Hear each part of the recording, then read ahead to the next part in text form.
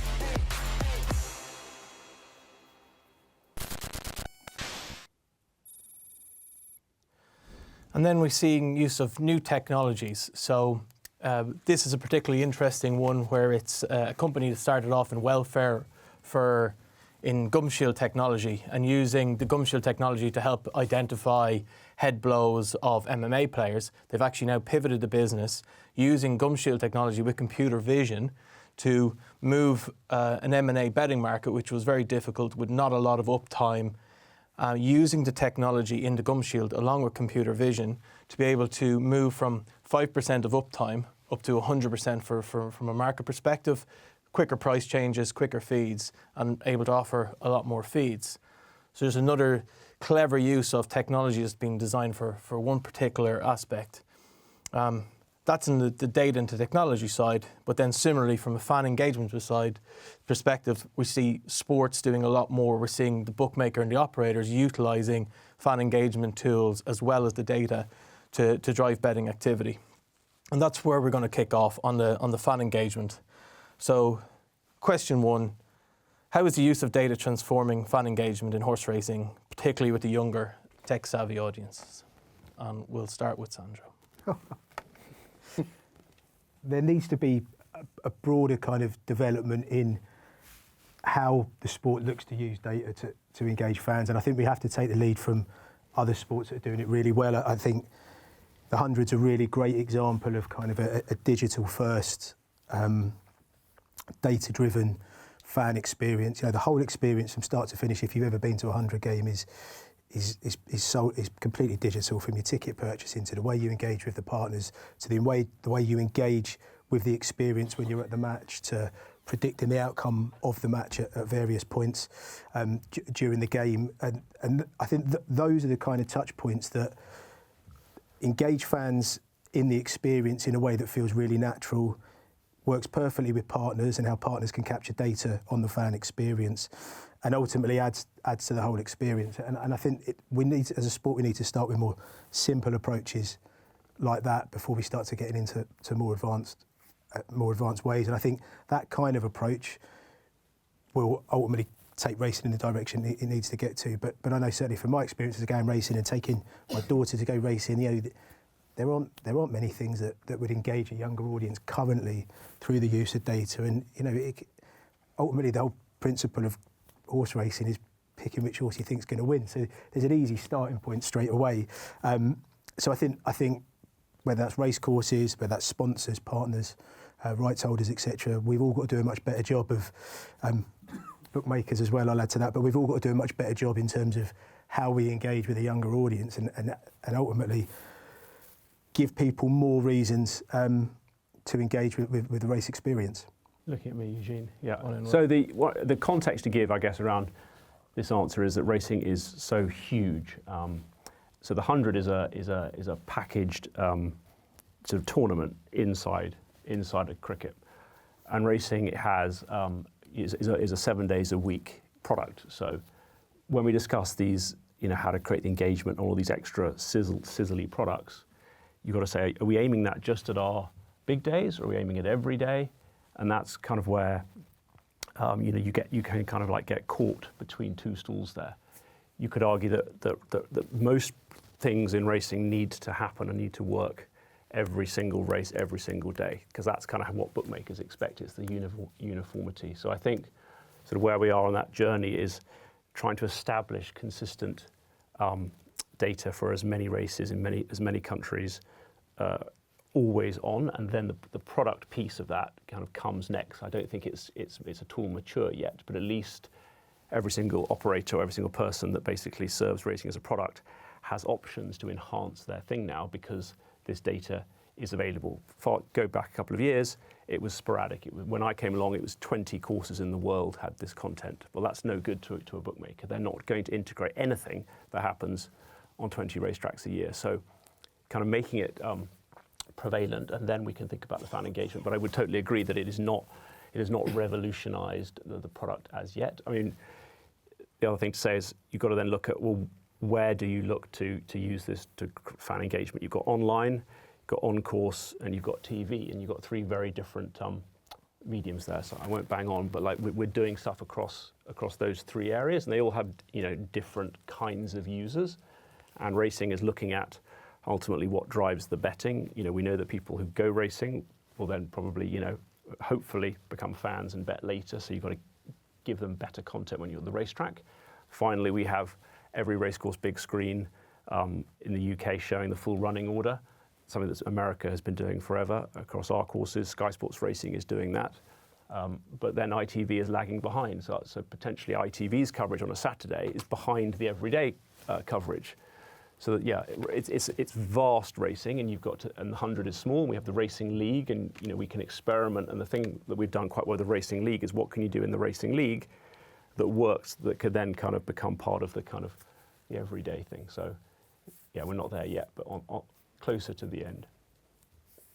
Just to jump to Seb for a second, in Flutter, you've tried that a little bit. Like there was Dibs, was it, to engage that younger audience, but that wasn't led by or had horse racing? It never had horse racing in, no. No, I would concur, really. I would say to the question, we've yet to transform racing.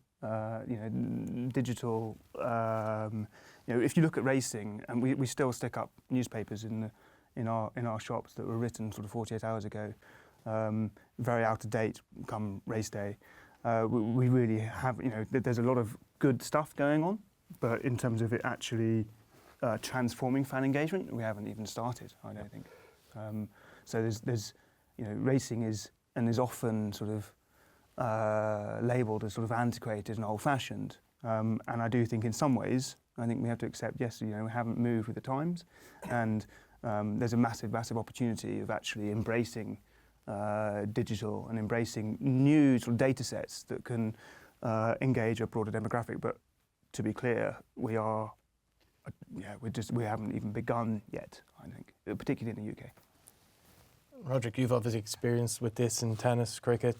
Yeah, and really the transformation of fan engagement was the genesis of the Race IQ project that Ellipse have embarked on with RMG, and I think the core objectives of that were effectively taking the complex tracking data that's available now combining it with with your more standard race car data, and with the objectives of simplifying the way that horse racing is presented, demystifying horse performances, uncovering new angles and narratives, and ultimately trying to engage a new audience through that method. And it's going to take time. I can't disagree with everyone here that say that we've managed to do that. We've been able to. We've worked with ITV. Obviously work very closely with Racing TV, and they use a lot of new data outputs, the Race IQ data outputs, daily. ITV will use them in big races, and I think the sort of one of the key challenges we've got is you talk about the younger audience. We've identified as part of the project 3 audience demographics, if you like. So you've got your core racing fan, who might subscribe to Racing TV, certainly goes racing a lot, will be very familiar with racing data as it has been over the last 10, 20 years. You've got your racing, maybe younger racing fan who maybe just goes to the occasional festival, goes to Cheltenham, goes to Goodwood, but understands racing, understands betting, will have a bet on racing maybe weekly on a Saturday. And then you've got your younger digital sports fan who isn't a racing fan, and the question is how we engage them. And part of the answer is with all of the new metrics and the data being used, we need to take the core racing fan and drag them along first, almost. So engage them, get the credibility of what we're doing with those core racing fans, because if they don't believe in it, we'll grind to a halt. But with the help, I think, of Racing TV, Sky Sports Racing, ITV, and all the other channels, as in not broadcast channels, but social media, the race courses, print media, etc. Being able to use those, particularly social media, obviously for a younger audience, that's the key for me. We talked across all of the answers around the traditional methods, broadcast, bookmaker websites. Obviously, we've seen a recent trend, a worrying trend, that black market, WhatsApp, Telegram betting, the younger audience is engaging of it. These products that the younger audience is engaging with, should these be embraced? The likes of your TikTok, your WhatsApp betting, your Telegram betting, because that seems to be where the younger audience is. Yeah, so I would say, do you engage fans through linear TV? That's a sort of big question for all sport, not just racing. And look at America, NBC is still primarily talking head driven. That is what is, and that's appealing to very much like the core, the aging core audience. And I think when the new fans are being, when stake.com is trying to attract customers, they could not care less what's going on a linear TV company. They're going through, the smartphone apps or the telegrams of this world, and you kind of got to look after your core. And this is where sort of Ellipse and TPD dovetail reasonably well, in that we're sort of doing a sort of an automated data-driven approach that can kind of go anywhere, but we don't really do the editor. We don't turn the data into editorial sound bites to fit in so well with how traditional broadcasters will use information. You watch BBC One's coverage of the FA Cup final.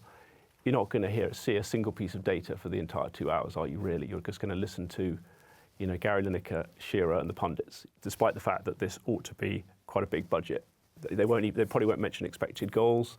The whole thing it hasn't probably changed in 50 years. So racing has to look after its core. It's sacrosanct that we have a shop window every Saturday afternoon or free-to-air broadcast. But those guys are spending a big part of their budget on moving the show every Saturday to a new place. They're not really spending it upon graphics upgrades and sexy graphics packages and cloud presentations and stuff. They take Monday off, Tuesday off. They start to think Wednesday about how to get to the race course that's 300 miles away, and then on Friday, they think about what the coverage should be. So that's where what you're doing is invaluable. We're trying to, I guess, feed it into betting apps and turn it into data that people can use to make bets. And you need to do both. Yeah, I think it's important if we think about it in terms of like the data that's been Ellipse have created recently, which I'm sure you all know well. I think I do think that there's been a sort of lack of clarity in terms of who it's actually trying to serve, and I think that's actually we talk here about trying to serve the sort of historic racing customer, and then also at the same time we've got to go for the younger generation. And I do think we need to sometimes, you're going to have to make a decision. And I do think that with what we're doing, and I actually think, being a ardent racing fan, stride length, for example, is a really interesting new data set that I want to consider. But I would question, does it actually simplify racing? Does it make racing more accessible for a broader demographic? I would question that. And I think that we need to probably work much closer together to go, look, does racing have a problem with younger demographic? How are we actually going to solve that? How can we present this data in a really consumable, accessible way that they can understand in a sort of very time-poor sort of perspective. And to do that takes a lot of preparation and a lot of coordination, and that's something that racing, with the size of its programme, is not. It's a challenge. Point. And then you have ITV, who we're blessed to have ITV in the national broadcaster, but and their audience is actually the RMG, the RTV audience, the Sky Sports Racing audience, or is they slightly different? And then, and I don't think we've ever really clarified that. And then therefore, what we end up with is sort of presentation of this really exciting new data set, but potentially. Yeah. So one of the things that we're experimenting with this summer has been a partnership with World Horseracing, because you're not worrying about the production schedules of a linear TV company. This is a purely social platform, and you take the TV replay and you overlay all the funky data stuff that happened in the race, the fastest furlong, the longest stride, the top speed, the run-out speed, and you kind of speed up the race and you throw it in there, and then you stick it on Instagram, you stick it on TikTok, stick it on Twitter or X, whatever you call it, and you throw it out there and you see, and that's another way to educate subliminally with no commentary required. And that's we've been getting 40 or 50,000 hits of those videos. It's a sort of contenders sizzle piece, and again, trying to produce content that's kind of is flexible to go on any channel, because the broadcaster could pick it up as well. So that's been a bit more of that to come, I think. I think just quickly on Seb's point, I agree with you that there's potentially those different audiences want different content, but I think when we set out on the project, I thought the easy part was going to be engaging the younger audience, and it turns out that using all of the data that's available, actually, it's far easier to engage a racing audience who already exist and want to learn about it. So, as I said, I think it is about gaining the credibility with them in the use of data before we then progress to engaging that younger audience. But as Will says, dropping great content like that in is absolutely paramount to engagement, and it will just get into the psyche. These things take time. If there's one thing we've learned at Ellipse from other sports, that these things they take years. You can't just flick a switch. No, absolutely. And I would. Sorry, Eugene, you want us to move on, don't you? You do. No, go on. No, I was just going to say, I think we talk data. I've worked with Seb for a long time, so I'm used to getting talked over by him. You're all right. Data's a massively broad concept, isn't it? And actually, when you talk about sort of challenges, some of the challenges racing have, you talk about welfare. The Horse Welfare Board have recently sort of embraced data and publicising data. They did in the horsepower campaign around the national, and data has to. I believe data should we have to embrace it across the board. The only way you can tackle sort of like the emotive stories of horse welfare is actually by answering it with data-led solutions. And I think that's critical. And I would also say to your point there, Rodders, on sort of which customer do we go after? I do think, and I think people in racing would admit to this, we have never really had a great understanding of who the racing customer is, and race courses have a challenge, obviously, in actually getting that data, because one person might buy 10 tickets, and how actually do you get insight from them? Do they come again or not? Bookmakers have a massive part to play in that, because from Flutter's perspective, we've got 4 million customers who bet on racing every year. They tell us. Not just with what they bet on, what they like, but we also do a lot of qualitative research about what they like about racing, what they don't like about racing, why sports betting customers, football customers reject racing. And we really need to be sort of sitting down with yourselves and sharing this and saying, look, these are the challenges, these are the unmet demands of this group. How can we work together to deliver a solution? And I feel that that's sort of, for whatever reason, that hasn't totally happened yet.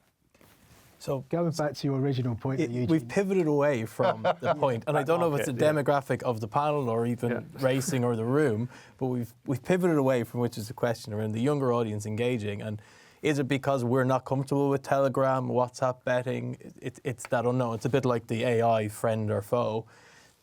Coming back to that, Sandro. Yeah, the black market. I think predominantly that's where the growth has come from, hasn't it? Through those mediums, predominantly, WhatsApp and Telegram. If you look at the operators that are using that, it's your kind of crypto bookmakers and your illegal bookmaker. And I think some segments of our industry are probably being a little bit more honest about the size of that black market than others.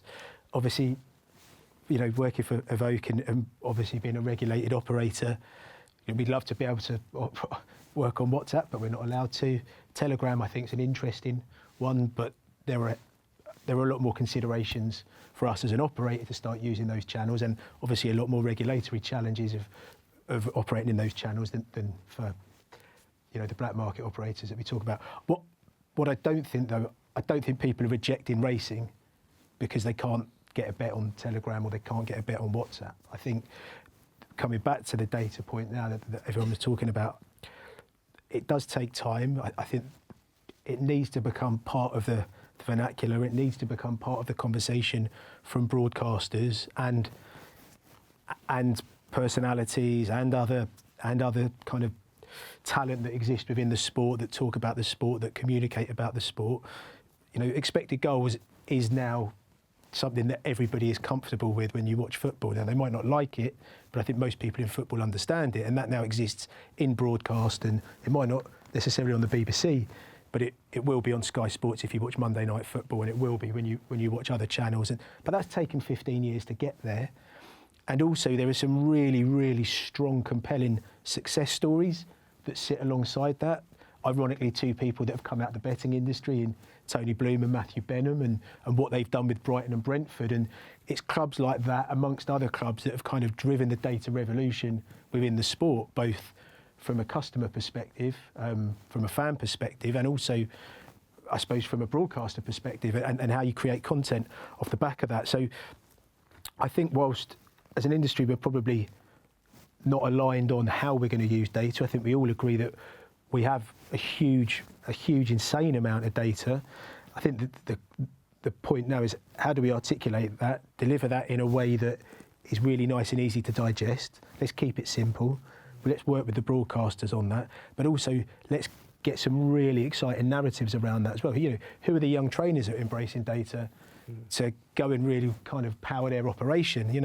Who are the jockeys that are using data to really help shape their approach to the tactics in a race? It's a far bigger piece, isn't it? And it took football, I'd say, at least 15 years to get there. But yeah, it's worth saying that racing is ahead of all other sports in that it has had a sensor on most horses in most races for quite a few years now, and all of that data can be shared and productised and commercialised. We haven't got to worry about a horse saying no to having his acceleration or his stride length or his cadence or his heart rate shared. So we've done, the NBA now talking about what we've already got. I guess the challenge now is that just at the moment that it's all there, operators are they're sort of saying to themselves, well, how much data do I really need to get a bet on this horse racing product, and am I pushing my customers into other products which are higher margin? So you've got that sort of, you've got to find that right balance, that it's worth the operator investing in going to improve the racing product because they get the right return, and that's the great challenge. But that's exactly the point Seb made earlier. He's absolutely right. As an industry, we've not invested in the product for so long, and it becomes a self-fulfilling prophecy, doesn't it? If I'm a bettor, and I can go and have multiple bet builders, for example, across multiple different sports, and you've got a 5-1 on favourite in a pretty uncompetitive football match. You're giving me hundreds of thousands of betting mediums to appeal to my stake in size and the amount I want to win from a bet. What's horse racing doing to serve the customer that, if you've got a 3 on favourite, we don't give them enough opportunities to give them the experience they're looking for. So, by nature, we've they start to turn away. With some prop bets with good old Sky Bet around who's going to run the fastest furlong at Royal Ascot, or will Native Trails top speed be more than 44 miles an hour? And but of course, horse racing is traditional and is quite rightly worried about people throwing races, and there are regulatory issues to get through first. Yeah. But that gamification aspect, though, that's how to avoid younger people going to the black market, isn't it? You've got to bring them to your site rather than them going to having a bet on the black market. Yeah, yeah. And using data and those engagement tools, bet builders, new betting opportunities, fantasy games, whatever it might be. Yeah, fantasy game, absolutely. Is going to bring keep them in the licensed marketplace. Yeah, you bring up bet builders. Eugene, do you want us to talk about bet builders or not? Talk about bet builders. Well, I don't know. I mean, you talk about bet builders, and I do think we need to be careful not to just go, this works for football, so it's going to work for racing. And I do think, we have done some experimentation on some prop markets in racing, but fundamentally, race is horse racing is very different to football. Football lasts 90 minutes, a race lasts 90 seconds. To try to think that we're going to create, we're going to grow racing or to secure the future of racing by building an in-running product, I just think I sort of don't really have that much time for that. I do think data needs to be used, for creating the context for people to be able to bet comfortably and actually, bet in a way that's actually using data prompts that actually have an impact on how a horse might perform. As Sandro has said, Sporting Life that Flutter owns has been around since 1859. It printed race cards back then, very similarly to probably how they do now.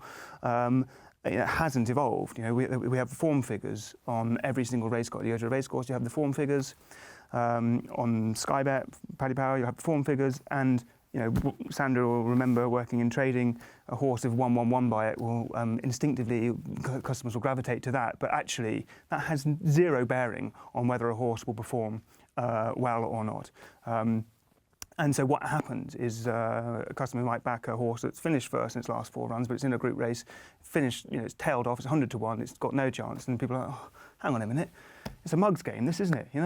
It's crooked racing. I can't. So what we need to do, I believe, is work together to create really, accurate, tangible betting prompts, essentially contextual betting prompts that's going to inform and enable a customer to bet on a horse with information that is actually solid and that can be backed up by the horse's performance. And at the moment, we're in a place where we don't have that, and so you end up with people being frustrated because they back the horse with just 1-1-1 by it and it finishes last. Yeah. When we were discussing this before, which go on. No, it just leads into handicapping and pounds and lengths and sectional upgrades and other kind of bad expressions like that. We are doing, I think, a better job to talk about speed and time, and you look at the results pages now, and you don't need to look at sort of the performance in terms of some cryptic formula that someone's come up with. One of the first things I tried to do was stop talking about sectional times, talk about tracking data, because it's not just about the sectional times is a piece of it. And I think that the way that the bookmakers have led to a program of racing that has millions of races a year, and lots of them are handicaps. There's a more fundamental thing, which is how can someone understand that a horse is not always trying to run to its best position every single day? That is a fundamental thing which we must consider. I think the American model probably has too many claimers and we have too many handicaps, and we should both sort of put those models together and sort of say what is a way that there's an approachable thing to bet on, where I feel like if I read a little bit of data, I can actually have an informed judgment as to who might win this race. These heritage handicaps and stuff, I think it's a great way to put people off betting. Great for you, Seb, but what are you doing to the public? I take a few. There's a few points there that I probably disagree with in terms of bookmakers who led the way to this mass. But anyway, we can touch on that after as well. I just think though that if we had real credible data, and you actually, even data from, Sandro was talking about trainer data and jockey data. If you actually, there are nuances in terms of how horses are campaigned, and if you actually had accurate data telling you, well, hang on a minute, this is like a third run in a handicap and probably won't be. Might not be running optimally. Optimally today. Or, that I think that would be helpful. I also think that we need to, racing in an ideal world. I don't think it's acceptable that you have a horse can run and afterwards it can be deemed the common, summarising, the horse blew up, and then if you're new to racing, you go, well, hang on, what does that mean? Yeah. And then you go, actually, the horse wasn't fit. And you're like, well, hang on, shouldn't I have known that prior to the event taking place, prior to me putting some money on a horse? And I think data needs to, which brings in like simple data like horse weights, like wind ops, and there's everyone throws their hands in the air going, oh, that's going to confuse everybody. But it's like more transparency gives people more confidence and integrity, in, 100%. Then let people make the wrong decision about whether or not William Haggis, wants his horse to, whether its last winning weight was. It's just more information that they can say. I'm going to take a view there, rather than being spoon-fed a tip.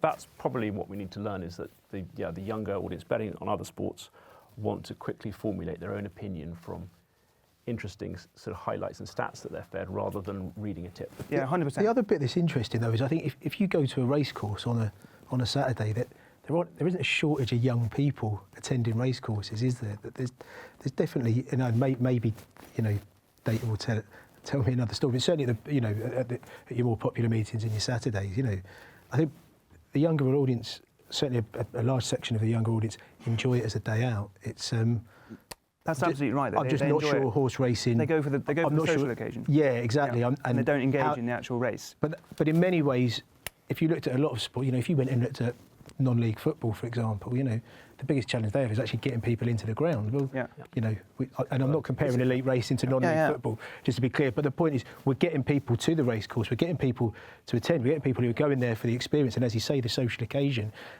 You almost feel like you've done a lot of the hard. We've done a lot of the hard. 100%. And I would say to you, I don't think it's a problem that people go racing for the social occasion. I think what we need to do is work harder at converting those people to actually engage in the racing. And they buy a race card at the moment, and you'll ask. We've done a lot of research in terms of actually on course. They look, what do they use a race card for? Well, just to know the colours of the jockey. They don't actually use it to actually be able to inform themselves about which horse to back, because the information there isn't accessible. Because again, it hasn't evolved in a very long time. And I should mention that the Tote do a good job of pre-printing, place plots for customers, so that you can just sort of benefit from someone else having done it for you, and then you go, oh, that's interesting. Why didn't that win? Or could I come up with a better set of numbers? But you've gone that extra level of trying to engage that customer who is at a racetrack. You can pick up a free, pre-selected Tote. So kudos to the Tote for trying the Tote here, excellent. I was going to, I love the Tote. However, I would say that it's a good example you used the place well, because I think if you look at racing and how it's so complicated and needlessly complicated in some ways, and look, we have time form and sport and life, and time form can be complicated to some people, but the place pot particularly, It's an absolutely fantastic bet, isn't it? Because you don't even have to back a winner. You don't have a horse in a place in each race. Oh, you can even have more than one horse in each race. This is fantastic.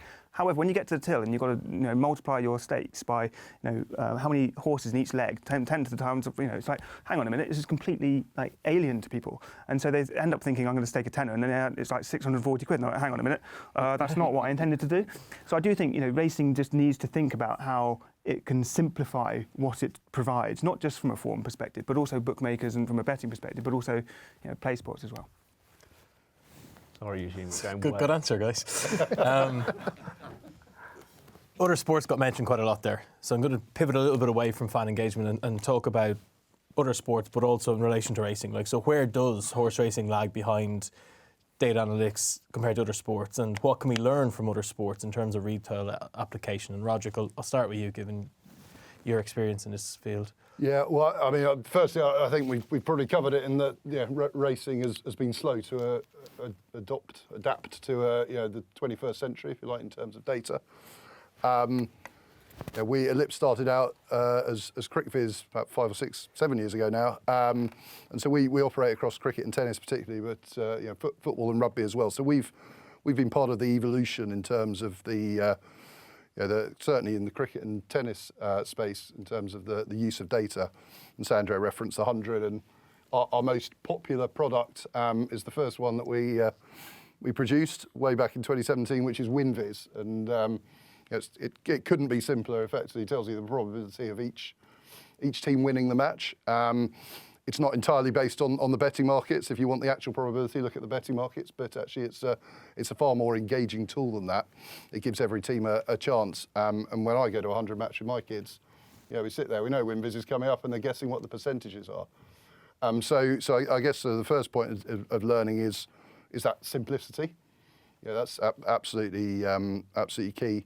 The second thing I think we've learned from other sports, and again Sandro referenced XG, is that it takes time. This, and I said it earlier, these things take time to get into the public psyche. They take time for people to adopt them, understand them, and the third thing is who is giving or providing the public with that information. How are they getting it? So what are their channels that they're using? And I still think that the broadcast media, maybe not so much with the younger generation, but that is where they are. That's where you've got the biggest audience. ITV with racing on a Saturday afternoon. That's the place to get seed these things in people's minds, seed new metrics in people's minds. I think on that point we have in all of our sports we have an analyst, an editorial analyst who will go and sit with pundits and commentators. And I think in tennis we started working with Wimbledon last year, and I won't mention the commentator by name, but a well-known British tennis commentator, when he was first introduced to Tennis Viz, said there's nothing data can tell me that I can't see with my own eyes, which obviously puts you on the back foot and makes you think, okay, I've got a job to do here. By day 3, he was asking how he could invest in Tennis Viz. So he'd seen the value of the data, he'd been using it himself, and the key is that he was able to then explain it to a wide audience of BBC watchers, watching Wimbledon. I think learnings from other sports, there are masses. Racing still, as we've discussed already, lags behind, but it's that roadmap, if you like, of getting information out there, using new metrics to engage that audience, and back to the fan engagement part for me. And obviously, Seb and Sandro will talk about the betting side of it, but there's a lot that can be learned from other sports on that side. Let me just quickly reword that question then, given we have talked about XG, we've talked about Formula 1 and cricket using the data. Who are the blockers? Whose responsibility is it? Is it the broadcasters? Is it the rights holders? Is it data suppliers? Is it the bookmaking operators? Who is the blocker from us doing what Formula 1, the XG in football, and what we've seen in other sports? For me, it's everyone working together. I mean, the rights holders have got to put up the initiative and the initial investment, if you like, but the data suppliers have got to be using the latest technology, producing engaging output. The broadcasters have got to be willing to trial it. Sometimes it will be, as we say, a challenge for the pundits. They won't feel comfortable with it, but they've got to be on board. And for the bookmakers, they've got to be willing to use that data as well to engage their customers. I think also, you're right. It's all of us as stakeholders within the sport. It's all of our responsibility to bring it to life and identify what those metrics are that can really start to engage the audience. I do feel as well, though, I don't feel like the commercial opportunities of data have been fully explored by everybody in the sport as well. Now, the obvious first port of call is betting operators, but there are no shortage of businesses and big businesses who want to invest in data in sport and deliver a narrative through that, and we could list, whether that's cricket, whether that's golf, whether that's tennis. I do think horse racing needs to do a much better job of using data as a vehicle to drive more commercial investment into the sport, because I see loads of multinational, global operations who are using data to tell their story in sport. I don't understand why we're not doing that in horse racing. Yeah. I'd say racing leads other sports at the grassroots level for the provision of a very rich set of data. Okay, so how much data are you getting on a cricket match that is 4 hours away from London in the 4th division, if that club is still viable, and we're doing this day in, day out. Clearly, though, the big days, and what I guess racing is catching up with other sports, is how do you sweat yet? I mean, F1 is a series on top of it's a 24-day a year situation. Not the UK alone is 1,400 days. So making it maximising your global, your Royal Ascots, your Breeders' Cups, your Cheltenhams, your big marquee events, and to do that, you need to know that all the participants who come in there bring with them the same fan engagement data tools wherever they have done their prep races. And that's where I guess we're trying to be, to the Amazon point earlier, sensor agnostic, so we can bring in a uniform data set, so we can absolutely have like-for-like storytelling. So for the Breeders' Cup, we'll have City of Troy, Forever Young, and we can do a really good sort of contenders build-up, like 2 heavyweight boxers. So yeah, so racing is catching up in that sense, but it has, shall we say, it's got the established brands of the Royal Ascot, the Breeders' Cup. It's now kind of making them like what football does with its World Cup and stuff. But don't forget that we are, I think, providing more data at a sort of day-to-day level than any other sport. Yeah, I think that's important to make. An important point to make. We do have a wealth of data in racing. We just potentially we don't present it the best way. To your question, who's the blocker? I don't know. Costs in racing are a challenge, obviously, and so adding further cost to bookmakers causes a problem. But they're sort of well documented. I do think what we lack is sort of really being united behind the North Star. And if we're actually all saying, right, because I think that we probably have different opinions about how we should use the data here on this panel. But if we were all united about actually, right, data is for pre-race data, and it's about, right, we want to make racing more accessible for Gen Z, for the younger demographic. What are we going to do? How are we going to pool all our data, all our customer insight that can say what the problems are, all the great data that you guys have, and how can we collectively work on that together? I think that is a missing link. So we're all sort of going away doing our own thing rather than collectively working together on what we believe is a common problem. Because the ROI is different, isn't it, for the different stakeholders? And I think that the blocker is is like people have different views as to how much they need to spend on their product in order to get an unknown extra benefit from it. That's why in play is a nice and easy one, because you know exactly what it's worth, because you take a bet and you know what that bet's worth, you know the margin on it. It's sort of measurable strike by strike. A race course with 30% increase in its electricity costs and 20% increase in its health and safety costs and all that compliance that's going up and up and up, for a race course to invest in its on-course product with an unknown return is a challenge. We're all businesses facing headwinds. So I think the blocker is like, what am I going to get for my investment? And I think we have to be, there's not a magic money tree saying, yes, we can all sprinkle our products with these extra stuff. You've got to justify that inside your business, which is, what am I going to get for that, someone's going to say. So that's an issue. Come on, let's be positive now. I've just said something really depressing. Come on, Eugene, bail me out here. So just to your question, though, your original question, Eugene, was about what we can learn from other sports. Yes. And I think when we look at sports betting and football betting and how data has been used to engage the audience, and you'll see now this sort of data, live data to sort of provide contextual betting prompts. Bruno Fernandes is behaving like he is.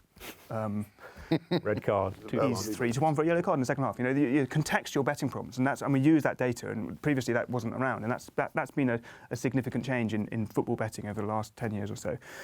Racing, absolutely, we need to do more of that in racing. But I do think it's the pre-race. We need to, it's the pre-race betting prompts that we need to be able to give customers in real time about whether how jockeys are performing on their day, how the ground, really obvious things. We don't actually very clearly articulate how the ground is performing, or the draw, and how the stalls might be moved over this side from yesterday and so forth. There's so much information, so much wealth of data that we just need to think about really how we present this very clearly to customers. But or is that just making the sport even more complicated? And what we're actually missing is a punter's had a bet.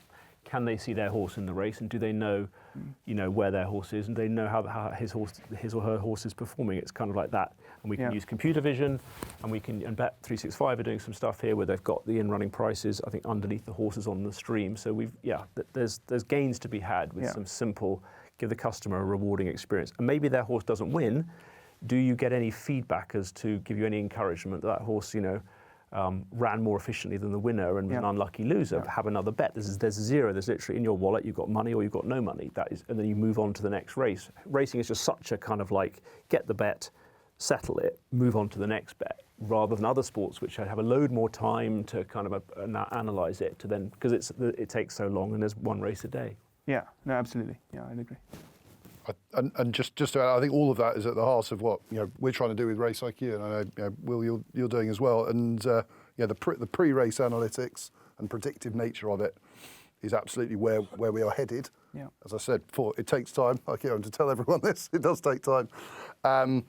The post-race narrative, as you say, punters love an excuse. They love a reason for their horse not winning, don't they? That's if you can give them that fairly quickly after the race, that's key. And in race, I think that there's great strides that we can make on the in-race presentation to an audience. Certainly you see some of the international coverage, and you can clearly see what we can do in the UK, and that we are planning to do, absolutely. Does the fragmentation of racing make that difficult, though? Because the customer experience is different as you move across even rights holders. So you're doing Race IQ, but at the moment it's not all the tracks. Yeah, well, we have people are getting on a bit better than they used to. I think we have a great reciprocal arrangement, and that Will and I share data. Yeah. So we are covering all the tracks, and likewise, we'll get data for all of the UK tracks now. So that makes things a lot easier in terms of consistency. I think, but globally you've got to, globally, but also from a consumer perspective, they don't understand that. So how they're engaging with data is different even between the channels. Yeah, and that's something we need to address with the rights holders and the individual race courses to ensure that consistent delivery. Yeah, absolutely. I'm going to move on again to the technology advancements. So today we've taken a deep dive into generative AI and computer vision, etc. How do you see the role of AI, machine learning, being used across the industry, like the analytical data, and does the landscape change for stakeholders, trainers, bettors, racing fans? Will, do you want to probably start on this one? So racing is, because it's got this huge data set now of this tracking data, lends itself very well to the use of machine learning models. I mean, AI is a great buzzword. It's sort of banded around. What does it really mean? And there was a kind of good definition earlier. To the extent that we're using performance data to try and predict what's going to happen, it's a form of AI, but it's not sort of writing sentences about it. So it's producing odds. We're calculating the expected speed and stride pattern for every horse every second, based upon those conditions for that day. So I'm told it's a lot of small machine learning models as opposed to one vast one attached to a language thing. So definitely at the forefront of that. And there's loads more to come. It's going to be interesting whether it has an application for the commentary side we were hearing about earlier. I don't think racing's doing a lot there. Also, you were articulating, you've got the integrity issues over sort of automating the production of racing comments, but it could be automated from, you just have somebody putting a voice over the data that's coming in, as per the motor racing example we just had. But of course, is that trusted? But perhaps if someone, the PA might have to stick one way, and others could go another direction. So we're doing a lot of that. It's pretty staggering how, and this is exciting for racing, the number of, I think the kind of growth in betting is going to come from people who have big models in other sports waking up to the fact that racing has a good, clean data set that it could then apply its football or tennis or golf or options trading. We're constantly getting inquiries from people who trade in other markets, applying their models to racing that has this data, which is a long way from your recreational punter there. Now, of course, where they're going to bet, tote, exchange, fixed odds, but there's a fascinating kind of issue: is the growth of betting turnover going to come from kind of professional money, or is it going to come from recreational money? You're being battered over the KYC and the kind of regulations, and that's all such hard headwinds. But the sort of savvy models are getting kind of more and more powerful. So, well, most of them are betting into the world pool, right? And the world pool is the biggest growth area in racing, some would say, right now. Yeah, absolutely. God, the tote need to pay me later for my sort of plugging. I sound like Alex Frost. I think from an operator perspective, I think how we use the data and the commentary that exists in racing and AI, I think, is at a very basic level. Some operators are already doing it, but there's an awful lot we can do to deliver a far more engaging customer experience. To your point, Will, I think you place the bet and bet's placed, bet's settled.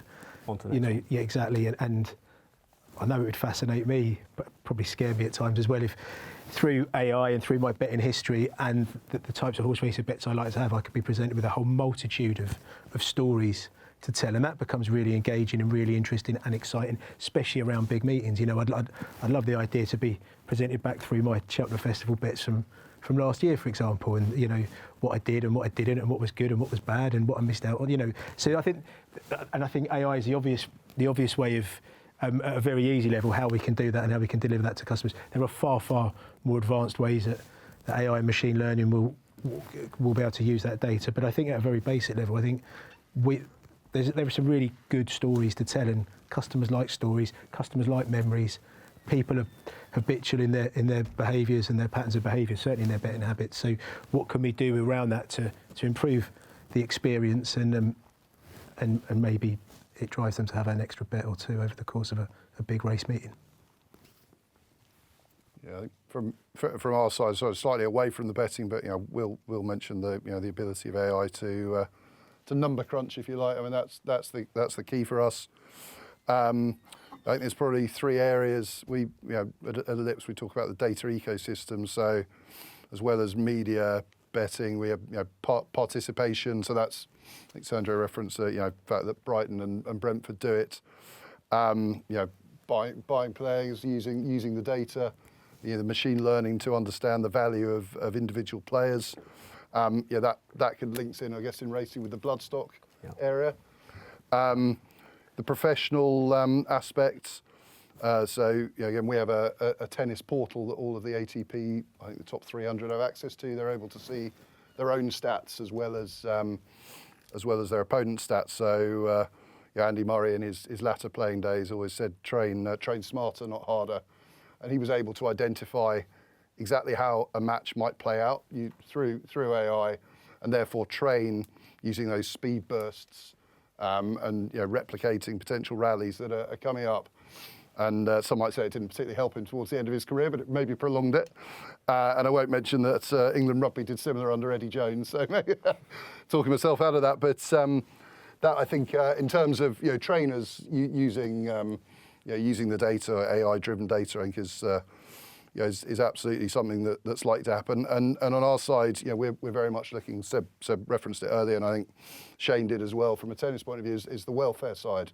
So we're able to see through the GPS and our machine learning where a horse is slowing down, where it's likely to pull up, when it's approaching a fence. We can learn the horses that make mistakes and why they make mistakes, what's happened to them before that, and equally we can learn when they're about to kick on and potentially win a race. So that would engage in running. But we're talking to the right people at the BHA and starting those conversations about how we can use our some machine learning and analytics for welfare. So I think that's a big area of breakthrough that's on the cards.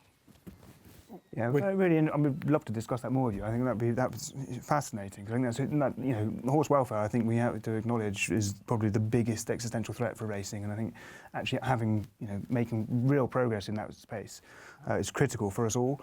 From an AI perspective, I think I would echo really a lot of what the team has said in terms of, and from a betting point of view, we really want to provide that personalised betting experience. We don't really, we want to be able to enable. And what we show customers is what they're interested in. Sandro's mishaps at Cheltenham last year, perhaps. Rather than someone who's never bet on tennis before, why do we show them tennis all the time? On the front end. And we're absolutely, I think probably all operators will be looking to provide much more personalised betting experience. I do think, and forgive me, I wasn't in the session earlier, but I do think when you move on towards automated sort of comments, automated data sets, we do need to be very clear on sort of the integrity and the trust issues that we need to be aware of in that respect. It's absolutely vital to be able to,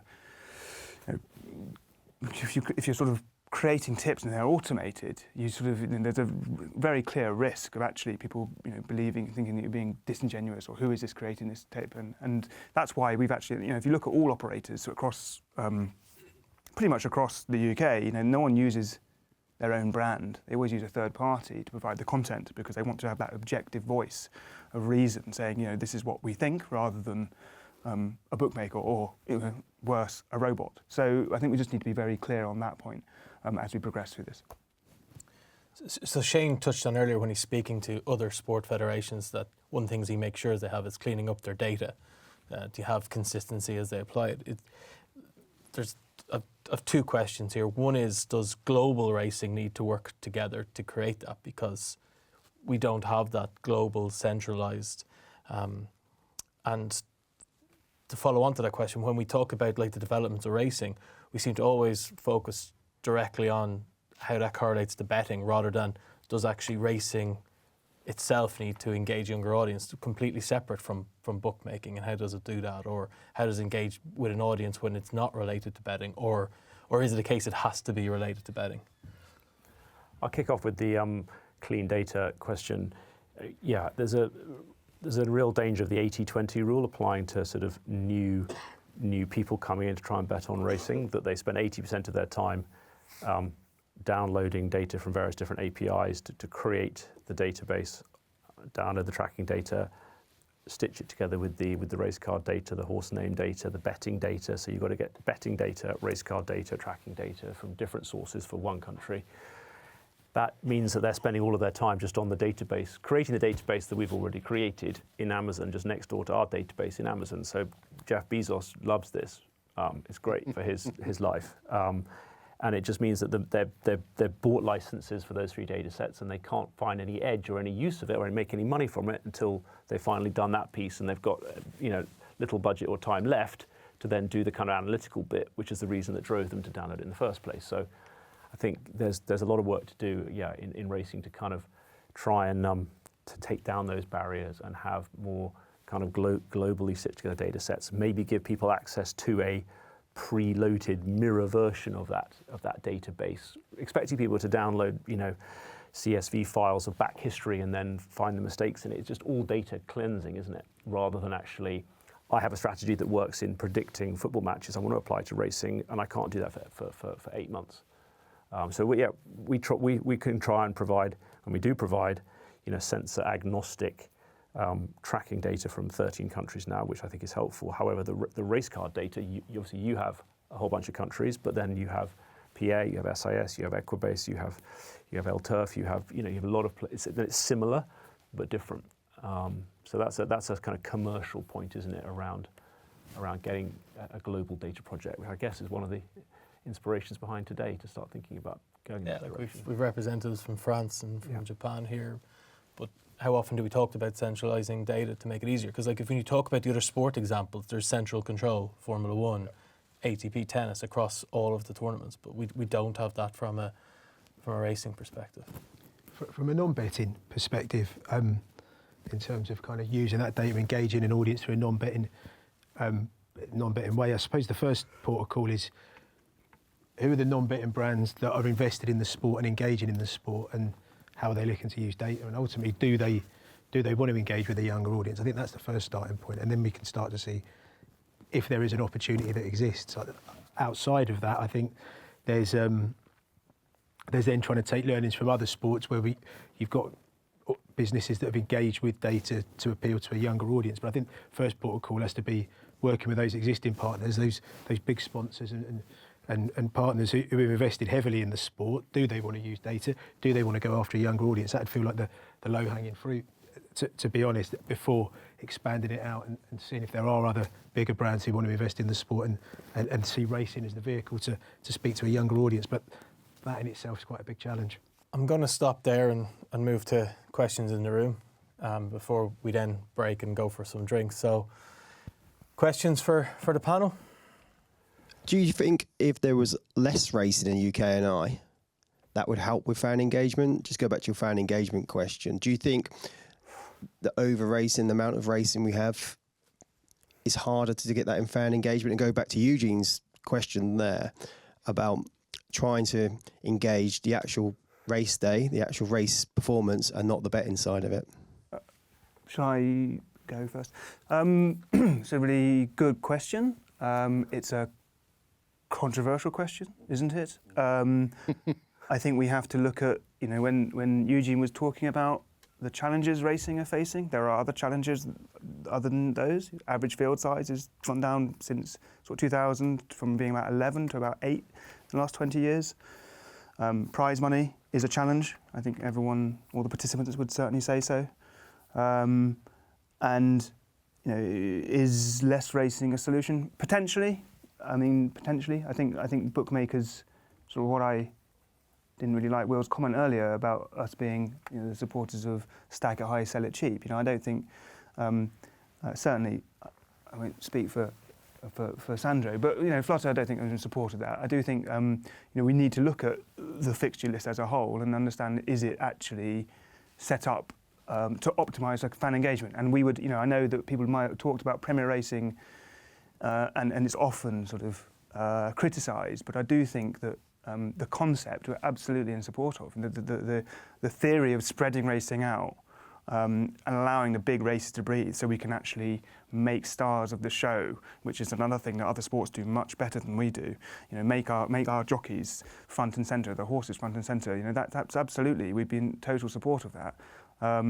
So yes, I think it's something that potentially we could look at, but I obviously understand that it's a challenging subject. I agree with, unsurprisingly, bookmaker agrees with bookmaker, but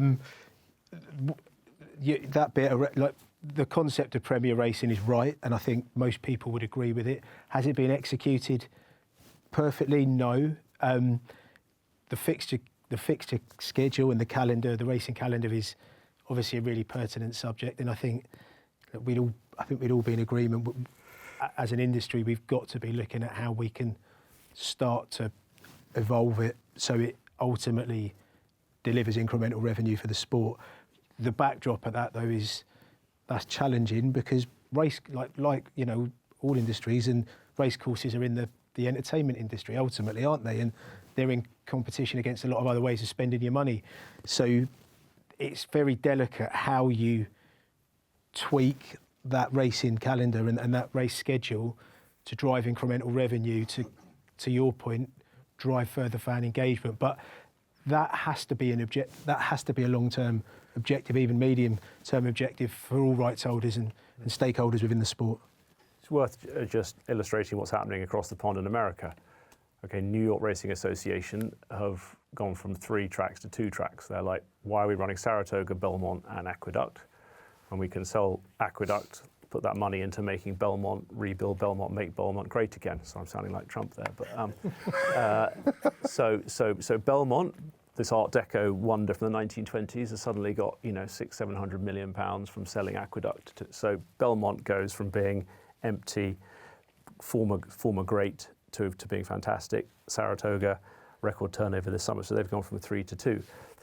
First group have gone from Pimlico, Laurel, Golden Gate, Gulfstream, Santa Anita, down to 2 of from those 5, and they will operate the Preakness at Pimlico. So they're doing what is being mooted there. They're saying, let's not spread ourselves so thinly. Like, how can Poor Jockey Club and ARC kind of make every single one of their race courses good? Because their good ones are subsidising their not so good ones.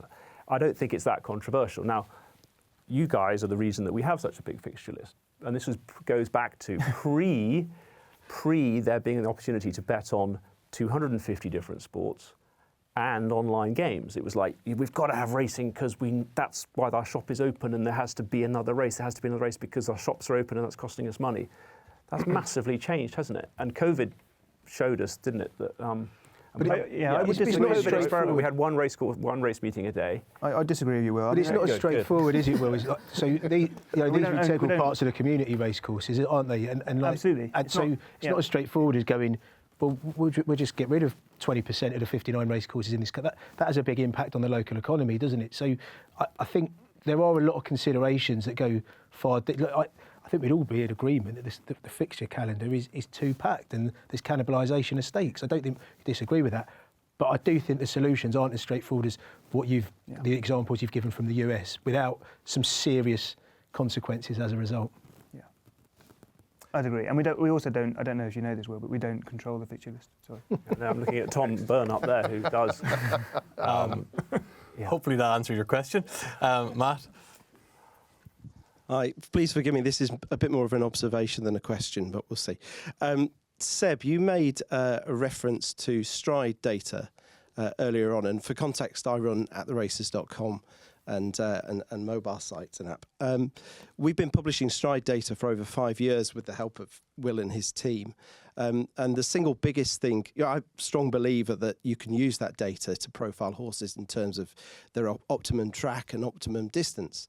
The biggest single thing that's hampered us from doing more with that data over this time has been only having access to half of it, because we've only had access to the ATR SSR tracks. Now, we're not a small media platform. We do 14 million user sessions every month across our platforms, and so we've got that audience we can appeal to. But it's rather hard to do it when you've only got half the tracks. Now, the agreement reached over the summer was truly landmark in that we can now share our data, and that's great. We can now bring all of that together, and so British Racing will be able to see data from a full picture. But the problem that now lies ahead is that the top level, the top level of racing, which is the hook that we use to get new people into the sport, that faces the fact that there's disparity amongst the data standards internationally, so that ironically, your Class 6 race at a domestic track will have a perfect set of data, and a Group 1 at Royal Ascot will be missing bits because Hong Kong runners or Australian runners, we won't have that. So my view is that I think as an industry, we've got to be pushing for better international standards of data, so that we can sell the top events and let the next tier follow on.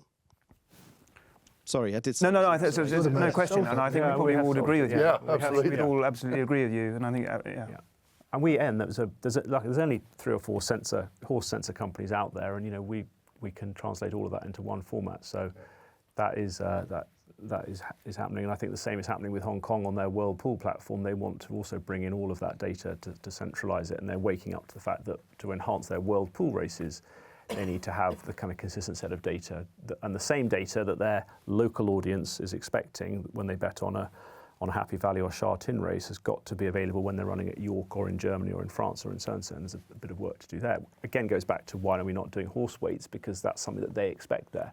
Yeah. So World Pool will probably start to leverage its economic contribution to those racecourses by sort of saying, you have to provide this to us, otherwise we don't do a World Pool race at your track. Just like the Champions League is a separate sort of broadcast, they bring their own technology, their own trucks, their own studios, they say, no, we don't want the usual signal that we get from you, we're going to completely produce it. So that's a trend.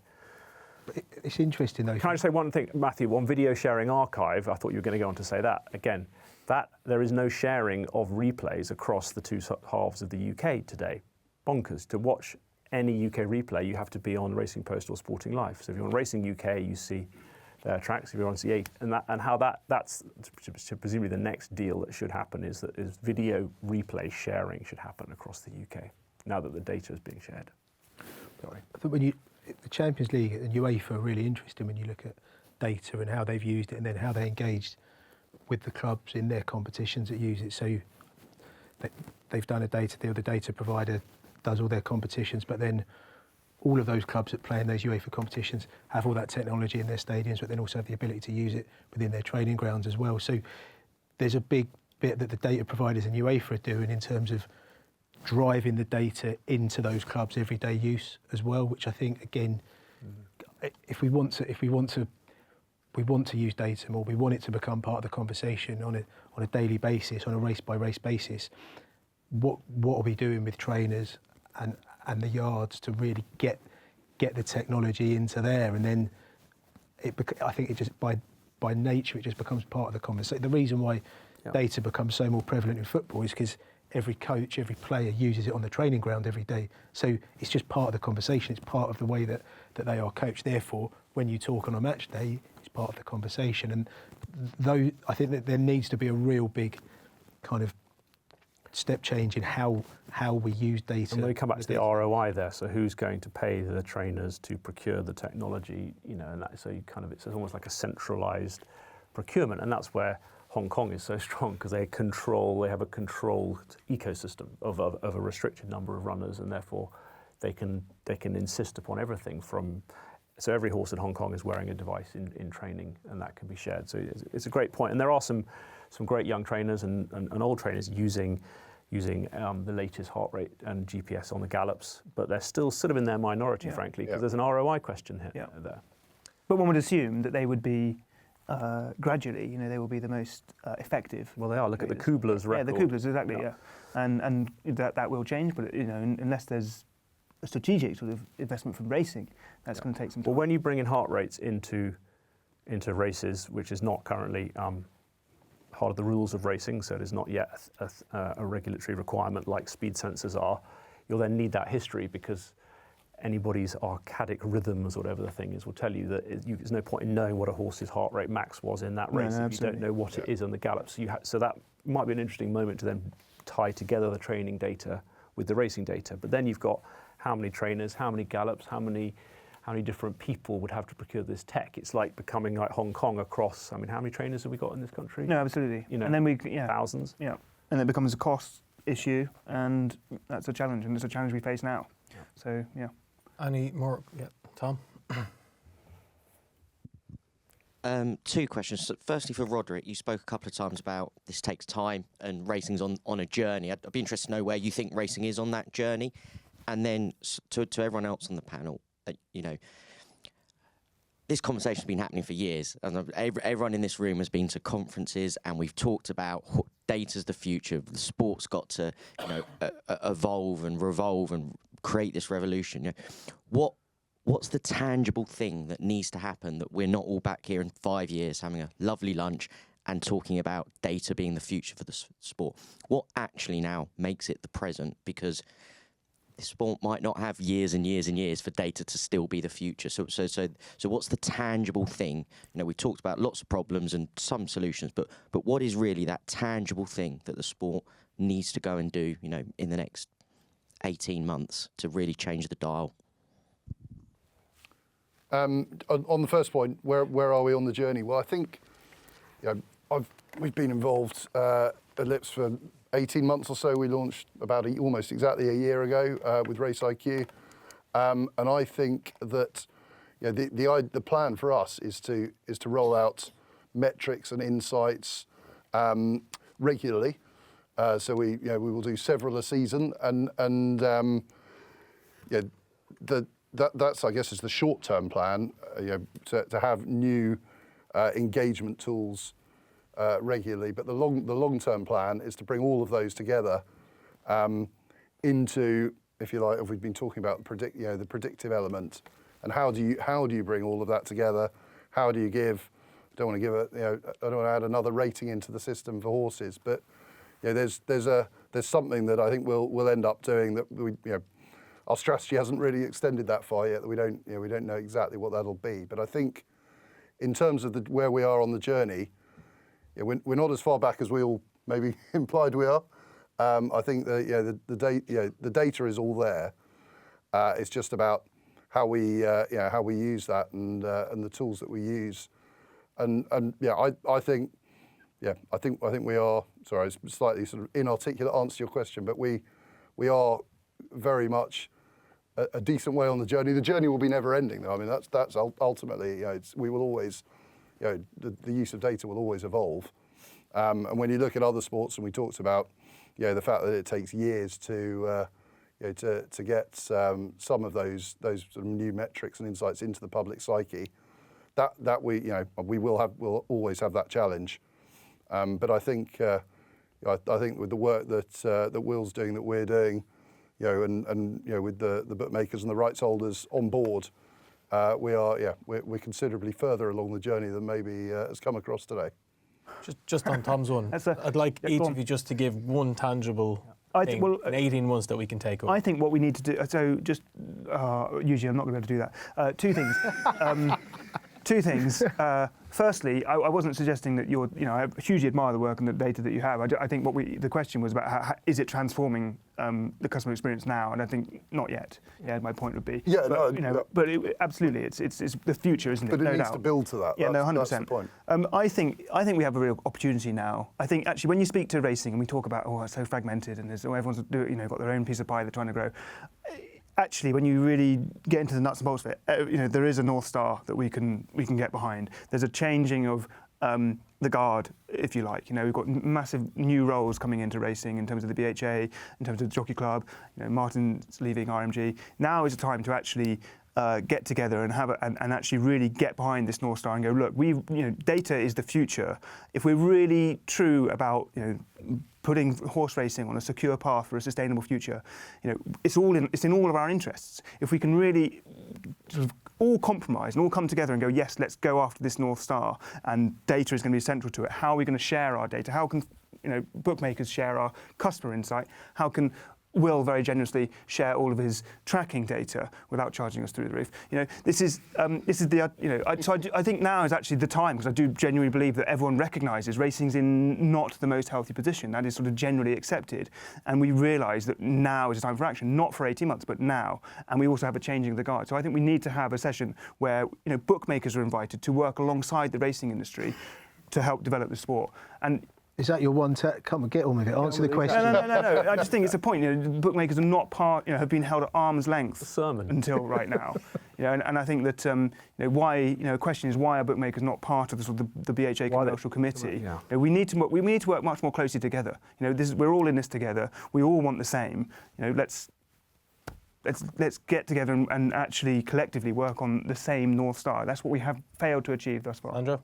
I think what Seb is saying is his one tangible in 18 months would be one working group within the sport from all stakeholders within it, which I think would be, I'd absolutely echo that. That would be a massive step in the right direction. Because you're right, we all need racing to flourish. We all need it to get back to growth. Everybody in this room needs that and wants that. So I would echo that. From a more kind of a more granular level, and specifically around the data question, I would say, can we just continue to focus on 2 data points within the broadcast, and let's have that across every broadcast. Let's have that RTV, Sky Sports Racing, ITV, and let's just continually talk about that, and the experts can decide what those 2 or 3 metrics are, but keep it simple and talk about it, and talk about horse races in that sense, and dedicate editorial time to talk about it, and then we'll start to infiltrate that into the mindset of the consumer, won't we? Yeah. I'll give 2 succinct points, hopefully. One, less is more, like boxing. That's what Eddie Ahern would say. Yeah, to that point, the data is there. Why are people not investing in showcasing the event? Because they've got so many events to showcase. So think about, in all sport, less is more. Second point, try and license where the growth is, which is the black market firms or the grey market firms. Try and license them. Would they not like to be legitimised over time? If they're growing, don't say, just treat them as sort of trying to do it through the courts. Try and license them. So less is more. License the growth. Any final questions? I just wanted to chime in on what Will said around the potential growth from professional bettors, because that comes with a caveat that if we only cater to that type of customer, this is a little bit exchange ecosystem, which isn't maybe relevant for everyone, but you need a growing recreational base for them to win off of. So the problem is, if you only cater to the professional customer, they're going to win too fast. They're actually going to win faster, and you're going to kind of bully your recreational customer out of the market. So if that's the only turnover growth that we're planning on with the data plans that we have, that's not maybe what we're getting to. But I know we have covered that. There's obviously the recreational customer, young customer that we're trying to build. Then there's maybe the crypto savvy young customer that's kind of maybe able to get in with all the data that we're maybe able to provide. And then there's the older cohort. So there's definite needs to cater to all of them maybe, but definitely not to be focusing on just that professional turnover, because that's very risky. Sure. But there is the tote market that they can invest in, and you can have professional on professional totes. But then they always win. And you don't get the story of someone from Aberdeen winning the... I like Aberdeen as well, by the way, the Dons. Anyway, good. Hi, guys. So I come from an on-course background. So back in Ireland, I've been going racing for 9 years. And I think the number one thing to get people into horse racing is to get them going horse racing. I think the biggest obstacle to horse racing is the cost. It's simply far too expensive for people to go racing. Like, you're looking at, before you even have a bet, it's costing you £100 if you want to bring your girlfriend or your wife racing, you're looking at, it's probably 30 quid in. The two of you, that's 60. Let's say you go and get a burger. Sure, that's 16, 17 pounds in most tracks. Times that by 2, you're already up at in the 90s. Before you have a drink, you're up over £100. Yeah. I think that's the biggest obstacle to horse racing, is the cost. I think there's too much horse racing. I think that's a barrier for people to get into it. There's just too much choice. I know that comes at, if you shut down tracks, that comes at a cost to the local communities. But I think you need to look at the long-term sustainability of horse racing here. And I think by getting more people going racing and going to less tracks, you end up with a greater amount of people watching horse racing. Now, for me, places like the Curragh in Ireland, after its redevelopment, it really hasn't recaptured the crowd that had prior to redevelopment. One big barrier to that is it's the cost. It's costing €45 plus to get in. But I think racing needs to look at the crowd it's trying to attract. In a lot of tracks, they're looking at the owners and trainers. These are the people who make them money. The regular general public, there isn't much to cater to them. When you have poor racing and everything's very expensive when you're going racing, what's going to draw them back going racing? And then I think the knock-on effect to that is that if they have a bad experience going racing, they're not going to bet on it when they're not on course. So I think that's where we're at in the industry. I think it's interesting though, isn't it? Because I think the point you make, I don't think the sport's great at catering for different price points, although I think it does an all right job. But I actually think when you look at the cost of going and paying for a ticket to go to Cheltenham Festival, for example, or Royal Ascot for the day, you have to compare that to elite sport similar. So go and compare that to a day out at a Premier League football match. You know, I'd argue you're getting more value for money from your day at the races than you are in going to a Premier League football match. You're paying significantly more, I'd say, going to watch Premier League football generally as a rule. So I think what the sport isn't doing a good enough job of, and ultimately it comes down to supply and demand, because the big meetings sell out very well, or you know, high percentage of capacity. Is it delivering enough price points for different audiences? I think racing's got that memo that, you know, the Jockey Club are ringing the changes for the Cheltenham, aren't they? Yeah. The price of the Guinness, the price of accommodation, the price of transport. You know, they're not in control of loads of those things, but people can vote with their feet. Attendance is down. People are, you know, they're shuffling the leadership team. You know, it's kind of, it's pretty transparent if you've overcharged your customers, and then you see what happens next. So I think, you know, Children Go Free, British Champions Series got 6,000 students coming this time to try and feed for nothing, laying on coaches. So hopefully we're sort of like the cycle has peaked when it comes to, like, you know, like Mac taking the most from your race day. But again, if you run a race course, and there'll be someone here that does, look at their cost base, and you can see why they feel like they've got to charge that for someone to come in, because it's costing them a fortune, because they might race 14 times a year. Thanks. Just very conscious of time, and we do have time. So just, I suppose, to summarise, to Tom's point, one of the reasons we set this up, Tom, is we've all gone and attended and saw that title of a conference and got, oh, here we go again. And I think one of the reasons that we wanted to start it was just the collective. Can we start getting in a room more and discussing it? And we've seen examples, even here today, of right holders starting to work closer together. And that's only in the UK. We need to do it, like, sorry, we've US, we've Japan, we've France. We need to be working closer together from a global perspective. So I think one of the reasons, and bring everyone on the journey. So one of the reasons we had, like, supplier, bookmaker, rights holder involvement is so that we can start that. But so hopefully today and other days, and even if the one tangible action is we do try to start a kind of an industry-wide working group to tackle it.